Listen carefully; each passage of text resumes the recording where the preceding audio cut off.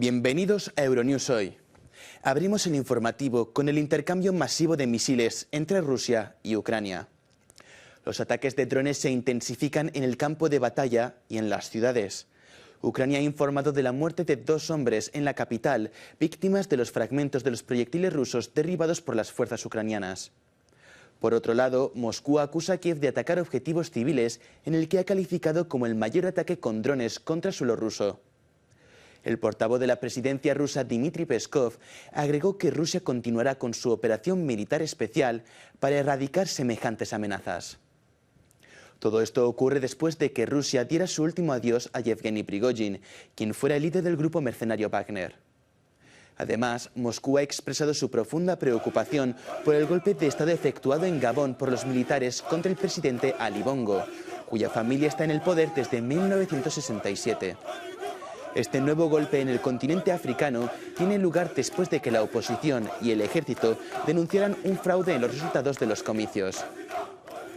Las lluvias torrenciales provocan inundaciones y decenas de incidencias en el centro de Europa. El norte de Italia, Suiza y Eslovenia han sido los países más afectados. En España, el presidente del Partido Popular le ha pedido al presidente del Gobierno en funciones apoyo para que le permita gobernar durante 2 años. Una propuesta que busca evitar unas segundas elecciones en 4 meses.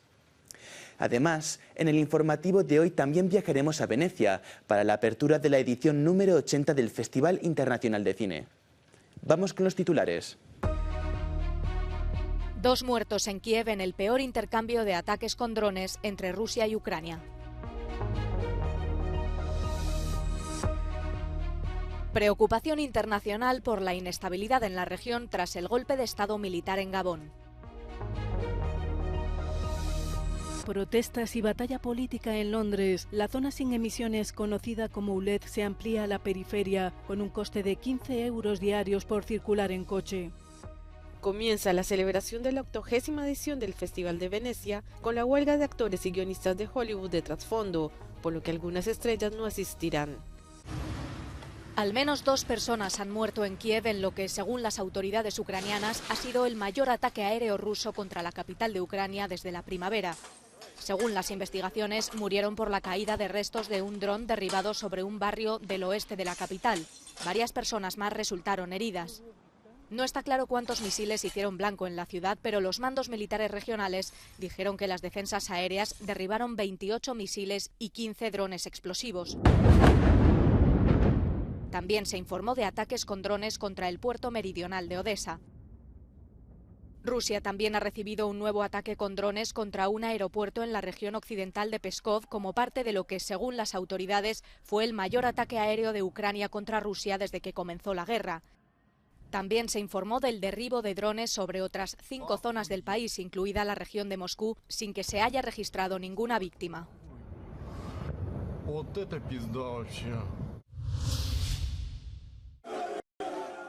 Escenas de celebración en las calles de Gabón después de que el ejército anunciara que había derrocado al presidente Ali Bongo Ondimba. Un grupo de oficiales apareció en la televisión estatal a primera hora del miércoles diciendo que habían tomado el poder y que pretendían disolver todas las instituciones de la República. El destino de Bongo, que ha gobernado Gabón desde que tomó el relevo de su padre en 2009, sigue en el aire. Se encuentra bajo arresto domiciliario. Uno de sus hijos también ha sido detenido. En una reunión de ministros de defensa de la Unión Europea, el jefe de la diplomacia europea dijo que el bloque está cada vez más preocupado por la agitación política en la región. Toda esta zona, empezando por la República Centroafricana, luego Mali, después Burkina Faso, ahora Níger, quizá Gabón, está en una situación muy difícil y sin duda los ministros, hoy los de defensa y mañana los de asuntos exteriores, tienen que reflexionar a fondo sobre lo que está pasando allí. El golpe estalló poco después de que se anunciara el resultado de las elecciones presidenciales del fin de semana que devolvieron a Bongo al poder. Pero el país sigue sumido en la incertidumbre. En 2019, una revuelta similar fracasó a los pocos días. Estados Unidos se prepara para la llegada del huracán Idalia, que ya ha alcanzado la categoría 4. Su paso por Cuba ha dejado unos 8.000 evacuados y más de 200.000 hogares sin electricidad. Ahora se aproxima al estado de Florida, donde se han emitido órdenes de evacuación obligatoria y voluntaria para más de 1,6 millones de personas. Idalia llega menos de un año después de los devastadores efectos del huracán Ian, de los cuales no se han recuperado ni Cuba ni la costa de Florida. El huracán Idalia se ha intensificado y se espera que alcance la categoría 4 en su camino hacia Florida. Los meteorólogos advierten de que el frente es extremadamente peligroso, con olas de hasta 4,5 metros de altura y vientos destructivos. Se ha instado a las comunidades costeras a evacuar la zona. Se espera que la trayectoria de Idalia afecte a una amplia zona central del estado, incluidas ciudades como Tampa y Orlando. Es probable que se desplace a lo largo de las costas de Georgia y Carolina después de cruzar Florida. A su paso por Cuba ha dejado graves inundaciones.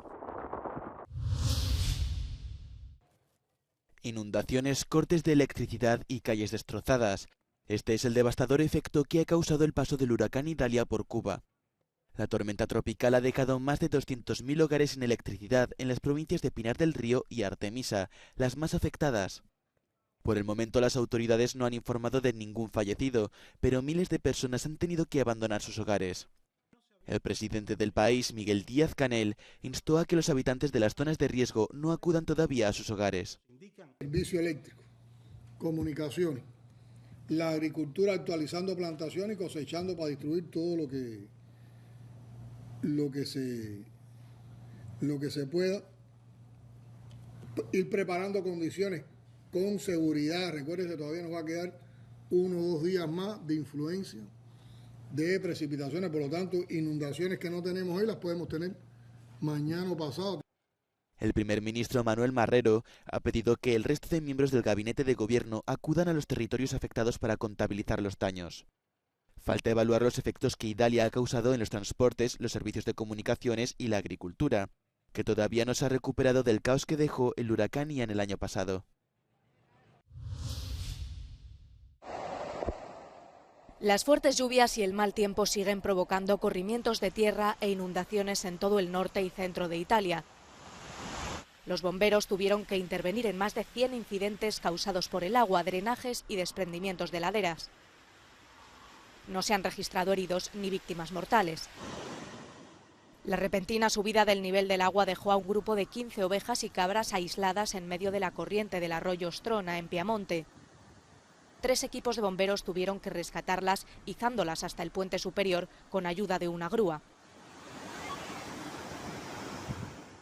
Las lluvias torrenciales se han extendido también por el centro de Europa. En Austria, la mundialmente famosa cascada de Gasteiner Fall, cerca de Salzburgo, se convirtió en un enorme torrente de agua turbia tras las fuertes lluvias de las últimas 24 horas.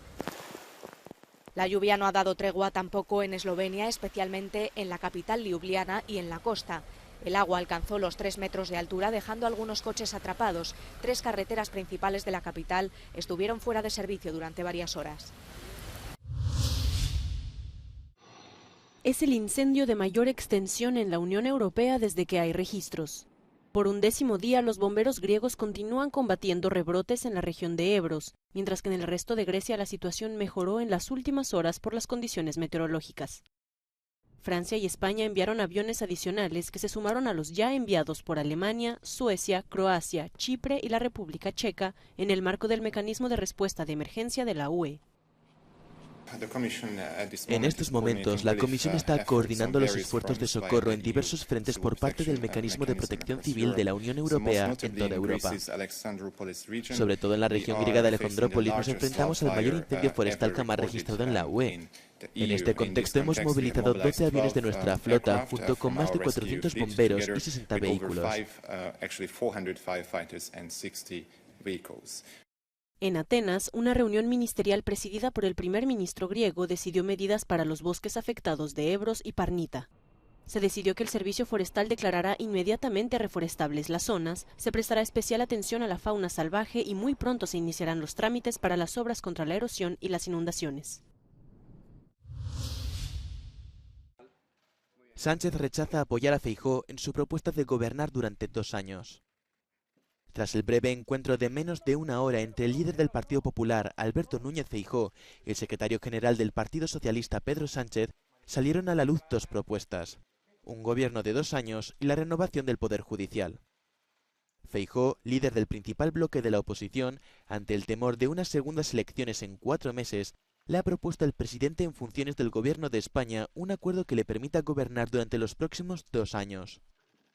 El PP afirma que de esta forma se permitirá a la lista más votada gobernar, así como limitar la influencia de los partidos independentistas. Sánchez, tras reunirse con su ejecutiva, ha rechazado esta oferta, alegando que la propuesta de Feijóo es un pacto con Vox para derogar el sanchismo en 2 años. Además, este le ha pedido a Feijóo renovar el Consejo General del Poder Judicial antes del 31 de diciembre, sea quien sea la persona elegida como presidente del gobierno.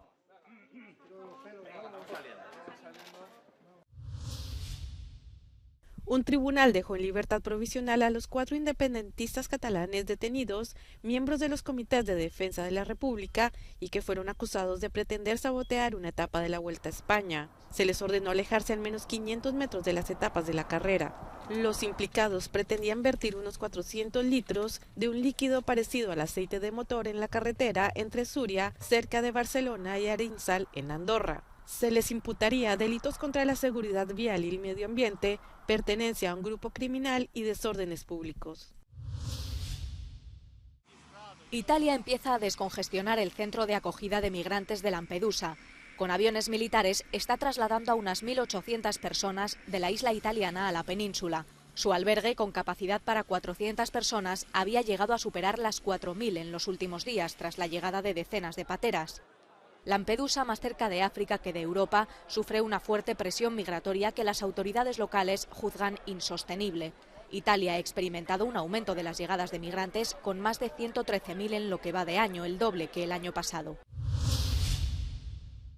Es la nueva cara del Pacto Verde Europeo. Maroš Šefčovič, vicepresidente de la Comisión Europea, ha sucedido al neerlandés Frans Timmermans al frente de la lucha de la Unión Europea para alcanzar la neutralidad climática en 2050. En una entrevista con Euronews, el político eslovaco ha asegurado que su prioridad es aplicar las leyes recientemente adoptadas, protegiendo al mismo tiempo a las empresas y a los ciudadanos. We are in a new phase because, until now we've been focusing a lot on the legislative work, so I think we built this new political but also legislative framework for the Green Deal, and now we are approaching the phase which should be equally challenging, if not more, and this is rollout. This is proper implementation. This is how to make sure that this climate transition will be done in socially fair way, that it will help our industry to be a top competitor.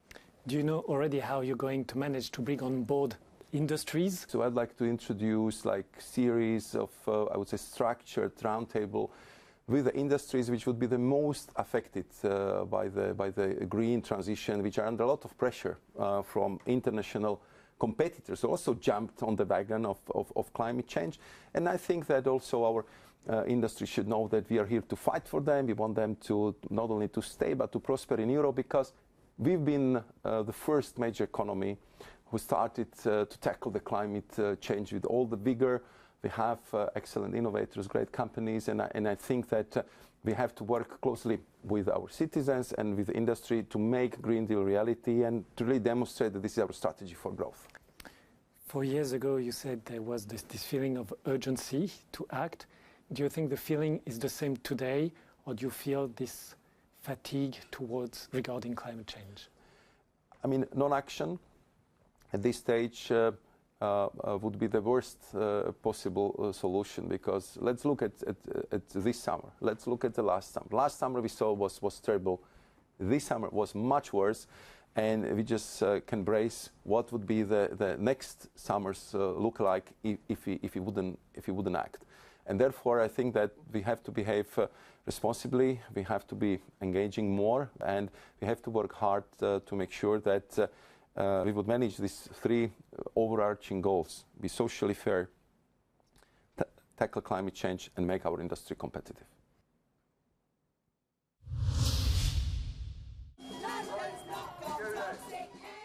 Protestas y batalla política por la ampliación de la zona de emisiones ultrabajas de Londres, conocida como ULEZ.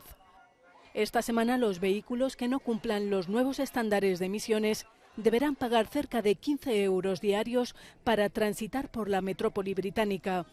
La ampliación a la periferia londinense ha provocado acaloradas manifestaciones. Hay gente aquí que tiene padres ancianos, hay cuidadores, hay familia con niños que necesitan el coche para ir a la escuela, para ir a trabajar. Se verán afectados por este impuesto, es injusto. Tenemos aire bastante limpio en el Gran Londres tal como está. Es bastante limpio, no hay ningún motivo para ampliar ULEZ al exterior de Londres. El sistema de cobro por contaminación implantado en el centro de Londres se amplía ahora a los suburbios. El alcalde Sadiq Khan asegura que no se trata solo de aumentar los ingresos municipales. Miren a aquellos con enfermedades en Londres relacionadas con la contaminación del aire. Más de 2/3 viven, adivinen dónde, en las afueras de Londres. No han visto los beneficios de ULEZ. La polémica medida conlleva implicaciones políticas y podría tener un impacto en las elecciones generales de mayo de 2024. La oposición al laborismo lo ve como un arma contra el auge del centro izquierda en las encuestas de opinión.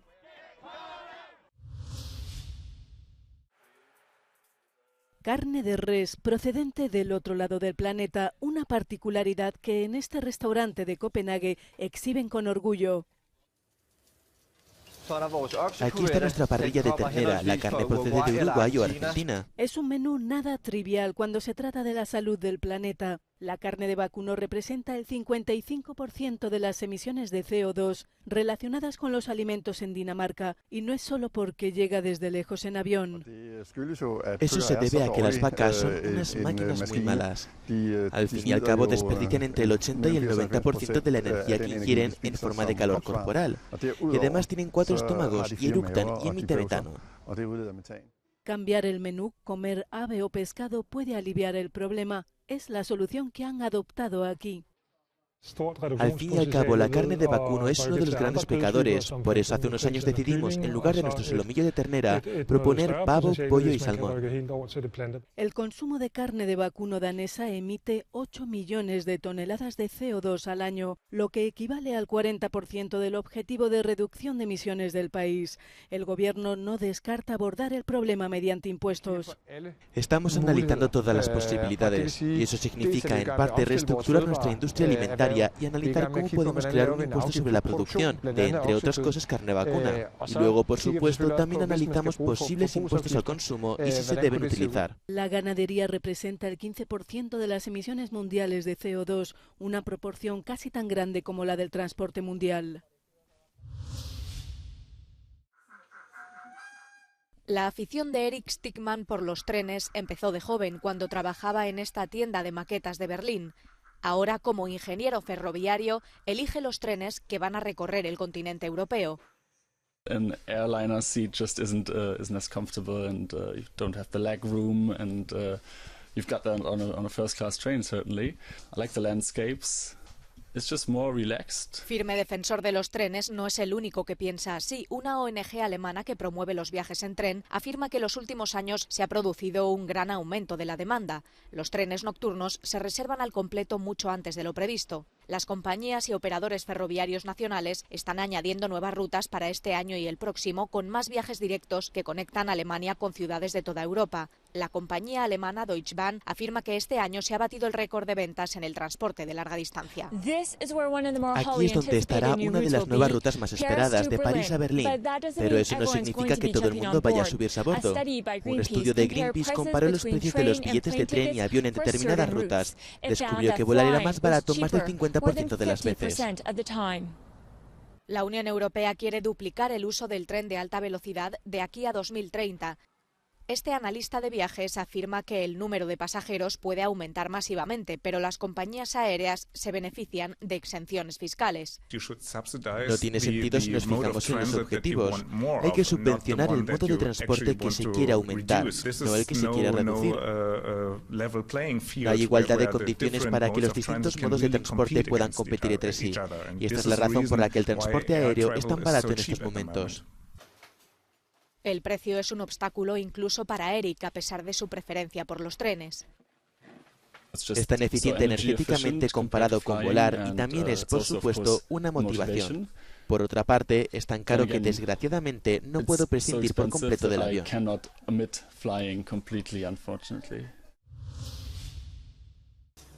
Ya se han encendido las luces y se ha puesto la alfombra roja para la celebración de la 80ª edición del Festival de Venecia. Este festival es una plataforma de lanzamiento clave para las campañas de los Oscar, pero este año muchas estrellas de Hollywood no asistirán debido a la huelga de actores y guionistas.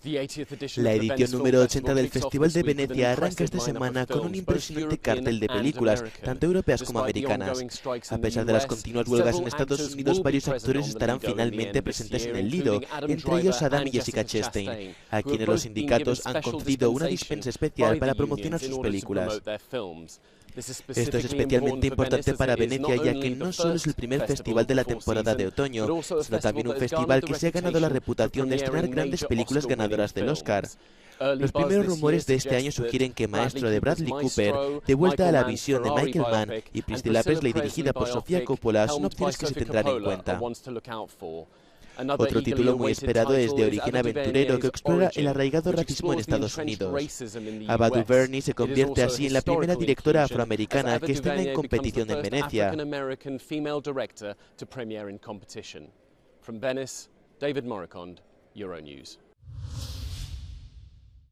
Con esto llegamos al final de nuestro resumen de noticias.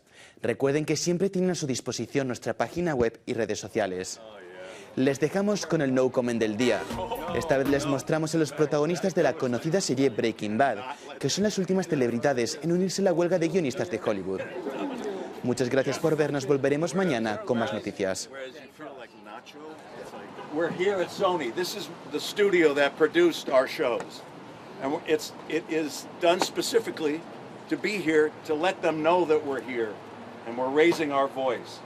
We're not making them the enemy. Yeah. Ray, Ron Usher, I met you at SAG-AFTRA strong! SAG-AFTRA strong! SAG-AFTRA strong! I'll